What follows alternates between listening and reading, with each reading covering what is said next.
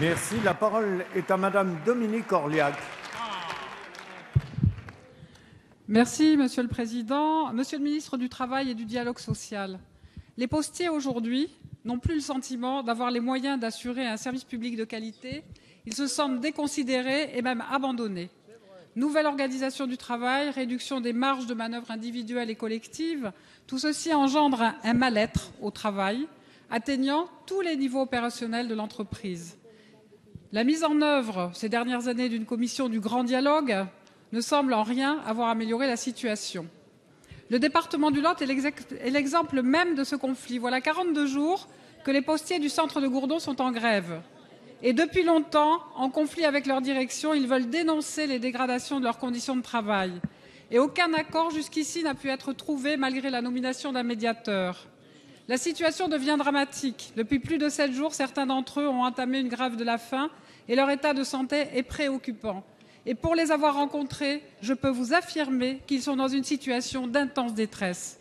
Ce conflit a trop duré. Il apparaît inacceptable pour les salariés grévistes, pour les élus du territoire, pour les administrés, qui depuis plus d'un mois ne bénéficient plus du service public postal comme ils le devraient.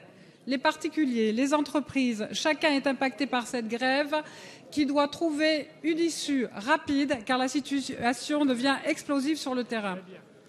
Alors certes, l'État ne peut pas tout. Néanmoins, en tant qu'actionnaire majoritaire de la Poste, il doit prendre ses responsabilités. À Gourdon, mais aussi ailleurs, la situation du groupe et de ses salariés mérite notre attention. Par ailleurs, l'État, garant de la bonne marche des services publics, doit aussi s'inquiéter de la nécessité de maintenir un service public postal de qualité sur le territoire, assuré par des agents heureux et fiers d'exercer un métier conforme à l'idée qu'ils se font du service public.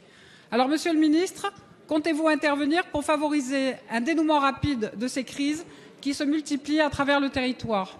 Merci. La parole est à Madame Carole Delga, secrétaire d'État chargée du commerce, de l'artisanat, de la consommation. Monsieur le Président, Mesdames et Messieurs les députés, Madame la députée Dominique Orliac, je tiens à excuser Emmanuel Macron qui aurait souhaité pouvoir vous répondre, vous amener des éléments de réponse puisqu'il suit ce dossier avec bien sûr le directeur de la Poste dans le cadre de son ministère. Nous suivons en effet avec précision les évolutions sur la plateforme de distribution du courrier de Gourdon. Le préfet du Lot a nommé un médiateur le 20 février et les grévistes ont été reçus en sous-préfecture le 6 mars.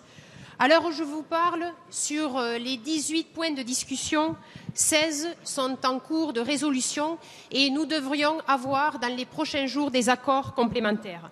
La Directe a également envoyé les propositions du médiateur aux différentes parties vendredi dernier. Elles ont 8 jours pour pouvoir se prononcer. Des dispositifs, bien entendu, ont été mis en place entre-temps pour assurer la distribution locale du courrier, bien sûr pour nos concitoyens, mais également pour les entreprises où la distribution du courrier est indispensable pour leur activité.